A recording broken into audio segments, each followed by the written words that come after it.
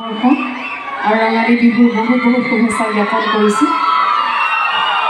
মাজুলীলৈ প্ৰথমবাৰ আহিছোঁ আৰু আচলতে সদায় যোগাযোগ কৰে মাজুলীৰ অনুষ্ঠানৰ বাবে, কিন্তু কিবা কাৰণত মিলা নাছিল। কিন্তু এইবাৰ ভাগ্য ভাল আছিল চাগে, আপোনালোকক লগ পাবলৈ লিখা আছিল ক'ৰবাত।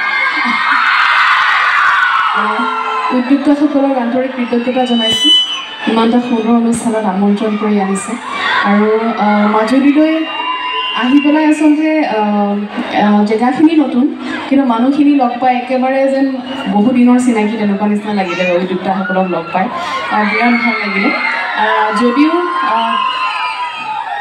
যদিও কৰ্মসূত্ৰে মই গুৱাহাটীত থাকোঁ, কিন্তু মোৰ দেউতাৰ ঘৰ যোৰহাটত, মাজুলীৰ একেবাৰে ওচৰত। মই দেউতা যোৰহাটৰ, গতিকে একেবাৰে ওচৰত থকা জেগা, তথাপিও মাজুলীলৈ অহা হোৱা নাছিল। কিন্তু অনুষ্ঠানৰ সুযোগ লৈ আজি মাজুলীলৈ যিহেতু প্ৰথমবাৰৰ বাবে আহিলোঁ, সকলোকে অশেষ ধন্যবাদ জ্ঞাপন কৰিছোঁ আমন্ত্ৰণ পূৰণৰ বাবে। আৰু আশা কৰিছোঁ এবাৰ আহিলোঁ যেতিয়া আহিয়ে থাকিম আৰু মাজুলীলৈ সকলোকে লগ পাই থাকিম।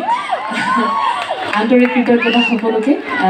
আৰু অনুষ্ঠান আৰম্ভ কৰিবলৈ লৈছোঁ। আৰু যিহেতু মাজুলীলৈ আহিছোঁ, গতিকে সচৰাচৰ যেনেকৈ অনুষ্ঠান আৰম্ভ কৰোঁ, অকণ বেলেগকৈ আৰম্ভ কৰিব মন গৈছে। আজি যিহেতু সত্ৰ নগৰী হয়, সকলোৰে কাৰণে